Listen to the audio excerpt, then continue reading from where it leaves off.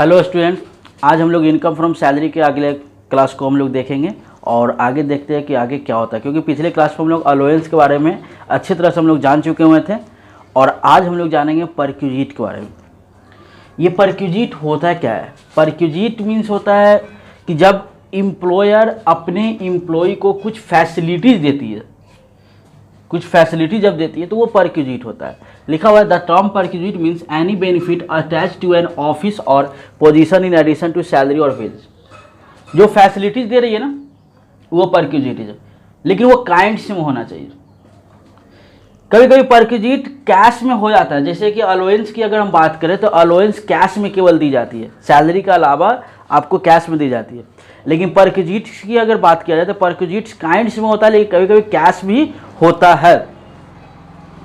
चलिए देखिए, तो परक्यूजिट में बहुत सारे परक्यूजिट है, जैसे कि बहुत सारे फैसिलिटीज हमको देती है। जैसे कि सपोज अगर अलोवेंस की बात करें तो कंपनी मेडिकल अलोवेंस देती है, तो कंपनी मेडिकल फैसिलिटीज देती है, ठीक है। कंपनी पैसा दे देगी आपको टिफिन करने के लिए, कहीं खाने वाने के लिए, रेस्टोरेंट में जाने के लिए टिफिन अलाउंस दे रही है। लेकिन कंपनी का अपना रेस्टोरेंट वगैरह है तो वो टिफिन फैसिलिटीज़ दे रही है, ठीक है।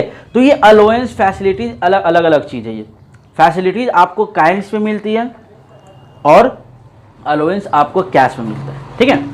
तो इसमें आज परक्यूजिट्स में हम लोग सबसे पहले जानेंगे मेडिकल फैसिलिटीज़ की बात करेंगे कि मेडिकल फैसिलिटीज़ में कैसे हम लोग परक्यूजिट का कवर कर सकते हैं। मेडिकल फैसिलिटीज में सबसे पहला अगर बात किया जाए तो है आपका मेडिकल ट्रीटमेंट इन इंडिया।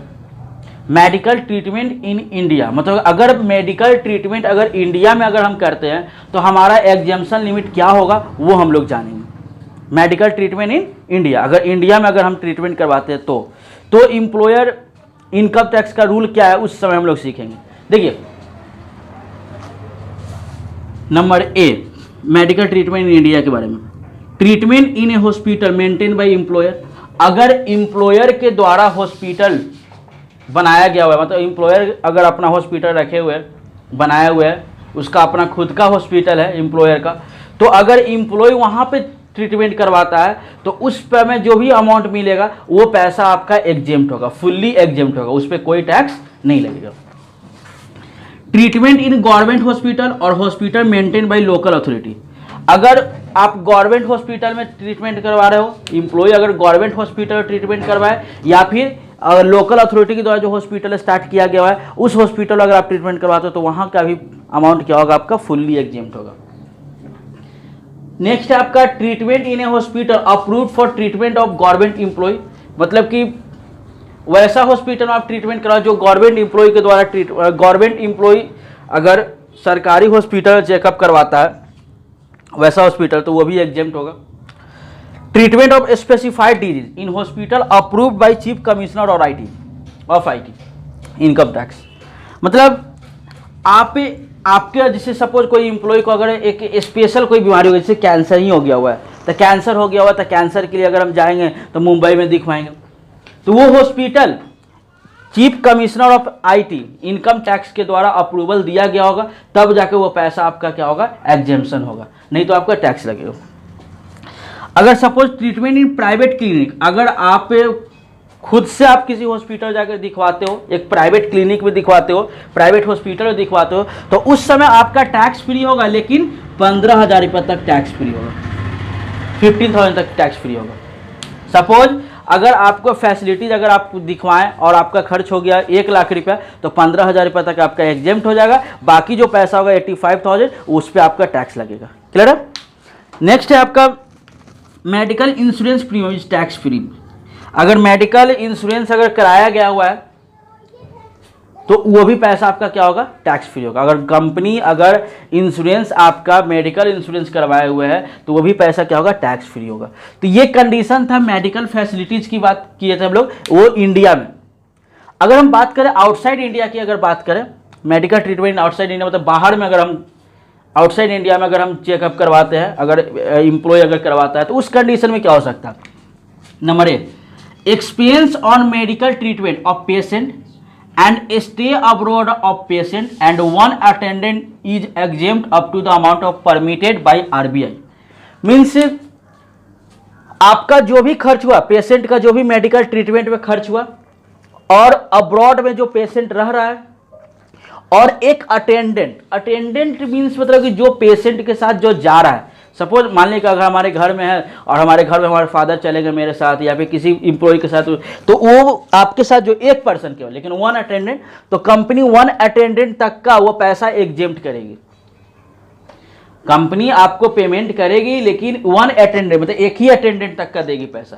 आपका जो भी खर्च होगा वो तो होगा, लेकिन आपके साथ जो एक पर्सन जाएगा उसका, अगर आप पूरे घर को लेके जाइएगा तो पूरे घर का लेके जाइएगा तो वो कंपनी उसका जिम्मेवारी नहीं रख रही है, केवल एक अटेंडेंट का जरूरत होगा। लेकिन वो पैसा एग्जेम्प्ट कैसे होगा? परमिशन बाय आरबीआई, मतलब आरबीआई जितना परमिटेड देगा उतना ही आपका एग्जेम्प्ट होगा। सपोज अगर आप फॉरेन में आप जाकर मतलब कि आप एक्सपेंस कर दिए 20 लाख रुपया, लेकिन आरबीआई बोल रही है क्या कि 2 लाख रुपए तक ही एग्जेम्प्ट होगा, मतलब 8 लाख रुपए तक आप 18 लाख रुपए तक क्या होगा आपका टैक्स लगेगा, 2 लाख रुपए एग्जेम्प्ट हो जाएगा।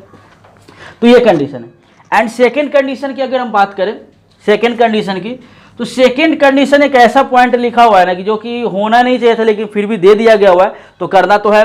क्या लिखता है?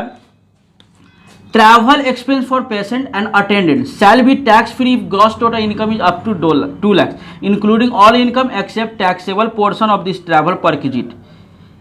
यहाँ पे एक अलग चीज, ऐसा चीज लिख दिया है ना कि जिसमें टैक्स फ्री कब होगा?